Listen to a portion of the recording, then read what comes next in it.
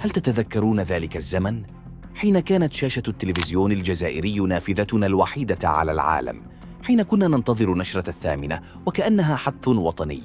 وجوها حفظنا ملامحها، أصواتا لا تزال ترن في آذاننا، مذيعات صنعن جيلا من الذكريات، ثم غبنا عن الأضواء. فأين هن اليوم؟ في هذا الفيديو سنعود معا بالزمن لنكتشف كيف تغير أشهر مذيعات التلفزيون الجزائري من الماضي إلى الحاضر.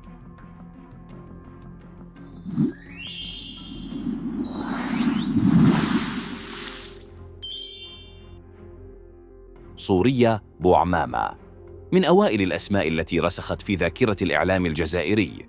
صورية بوعمامة إعلامية رائدة، ومن الأوائل الذين أصدروا كتباً من داخل التلفزيون.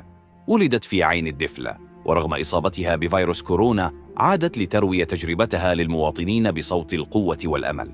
عرفناها من خلال برنامج منتدى التلفزيون في التسعينيات، وبقيت رمزاً للصحافة المكتوبة والمرئية.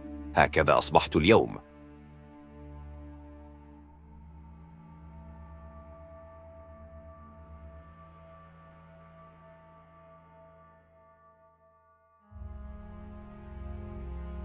صابرية دهيليس إحدى أيقونات نشرات الأخبار. صابرية دهيليس حصلت سنة 2000 على جائزة الشاشة الذهبية كأفضل مقدمة أخبار، لكن الأهم أنها ظلت صامدة أيام العشرية السوداء، حين كان الزملاء يودعون بعضهم بكلمة وداعاً بدل إلى اللقاء.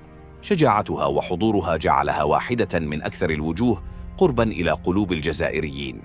هكذا أصبح شملها اليوم. زهية بن عروس من المسيلة إلى قلوب الجزائريين. زهية بن عروس التحقت بالتلفزة الوطنية سنة 1980، وأصبحت سيدة نشرة 8 لسنوات طويلة.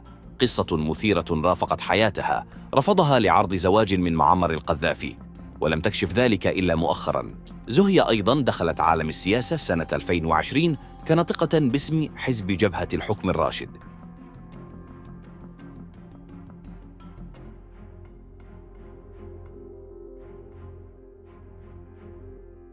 فتيحة مرابط اسم ارتبط بذاكرة الثمانينيات. فتيحة مرابط قدمت الأخبار على شاشة التلفزيون الجزائري، وكانت وجها مألوفا في كل بيت. واليوم تغير شكلها، لكن حضورها في قلوب محبيها لم يتغير أبدا. هكذا أصبحت اليوم. صبيحة شاكر إطلالتها الأولى كانت سنة 83 عبر برنامج باقة ورد، ثم تألقت في برامج أخرى مثل تذكر واطلب. صبيحة شاكر خطفت القلوب بتلقائيتها، وحصدت جائزة أفضل برنامج سهرة عربية في تونس. لم تكن مذيعة فقط، بل سفيرة للإعلام الجزائري خارج الوطن منذ سنة 87. أصيبت بالسرطان، لكن بالإيمان والإرادة انتصرت عليه، وهي اليوم أم لطفلين وزوجة الفنان بوعلام شاكر. فاطمة بن حوحو رحلتها الإعلامية بدأت من بوسعادة لتصل إلى العالمية.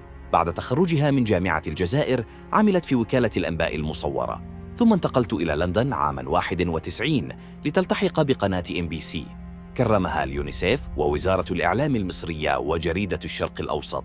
وفي 2009 أسست قناة الساعة من القاهرة. هي مثال حي لإعلامية جزائرية وصلت بصوتها إلى العالم.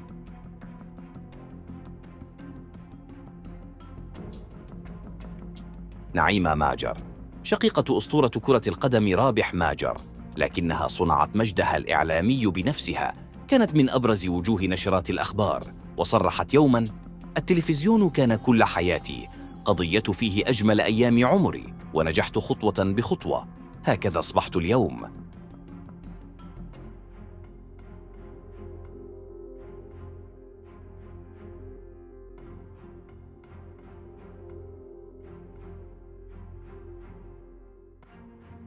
أمينة بالوزداد من رواد الإعلام في الجزائر.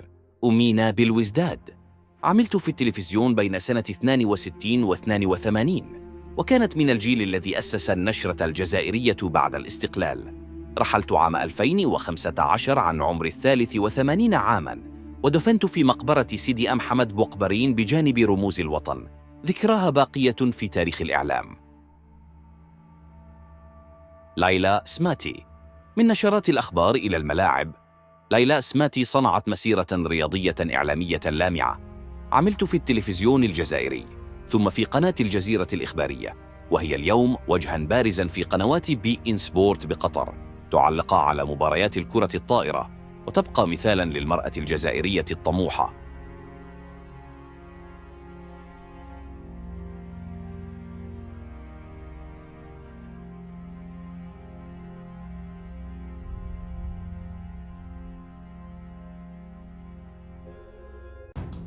خديجة بن قنا، الاسم الذي لا يحتاج تعريفا. خديجة بن قنا بدأت مشوارها في الإذاعة الجزائرية، ثم انتقلت إلى التلفزيون لتقدم نشرة 8. اليوم هي من أبرز وجوه قناة الجزيرة الفضائية، إعلامية مثقفة، درست الإعلام والعلوم السياسية وأكملت تكوينها في باريس لتصبح واحدة من أنجح الإعلاميات العربيات في العالم. هكذا أصبحت اليوم. هؤلاء المذيعات لم يكن مجرد وجوه على الشاشة، كن رفيقات أيامنا وذاكرة بيوتنا وصوت الزمن الجميل. تغيرت الأيام، لكن أسماءهن ستبقى خالدة في تاريخ الإعلام الجزائري. هكذا نكون قد عدنا معكم في رحلة عبر الزمن الجميل، زمن كان التلفزيون الجزائري فيه أكثر من مجرد شاشة. كان مرآة للحياة ورفيقاً للعائلات وجزءاً لا يتجزأ من تفاصيل أيامنا. لقد مررنا على أسماء صنعت بصوتها وهيبتها تاريخ الإعلام الجزائري، من سورية بوعمامة التي فتحت الأبواب للصحافة المكتوبة، إلى صابرية دوهيليس التي تحدت الخوف أيام العشرية السوداء، إلى زهية بن عروس التي كتبت فصلاً جديداً بين الإعلام والسياسة، من فتيحة مرابط التي عرفناها في الثمانينات إلى صبيحة شاكر بابتسامتها العفوية وحضورها الساحر، ومن فاطمة بن حوحو التي نقلت صوت الجزائر إلى العالمية، إلى نعيمة ماجر التي جعلت من التلفزيون بيتها الأول، من أمينة بلوزداد الرائدة التي أسست النشرات الأولى بعد الاستقلال، إلى ليلى سماتي التي جمعت بين الرياضة والإعلام، وخديجة بن قنا التي أصبحت أيقونة في الصحافة العربية. كل واحدة منهن قصة بحد ذاتها، قصة جيل عاش التحديات وصنع المجد وترك بصمة لا تمحى. هن لم يكن مجرد مذيعات يقدمن الأخبار أو البرامج، كن وجوها شكلت ذاكرتنا الجماعية، أصواتا تطمئننا في زمن القلق، ورفيقات للناس في لحظات الوحدة والانتظار. اليوم تغيرت الأيام، تغيرت الشاشات، تغيرت حتى وسائل الإعلام، لكن شيئا واحدا لم يتغير: مكانة تلك المذيعات في قلوبنا. فالماضي قد يبتعد، لكن أثره يبقى خالدا. لذلك ونحن نغلق هذه الرحلة نقول شكرا لهن جميعا، لأنهن لم يكن مجرد إعلاميات، بل رمزا للعزيمة وللوطنية ولجمال الصوت الجزائري. رحم الله من رحلت منهن وحفظ الباقيات، ولتبقى سيرتهن جزءا من حكايتنا التي لا تنتهي.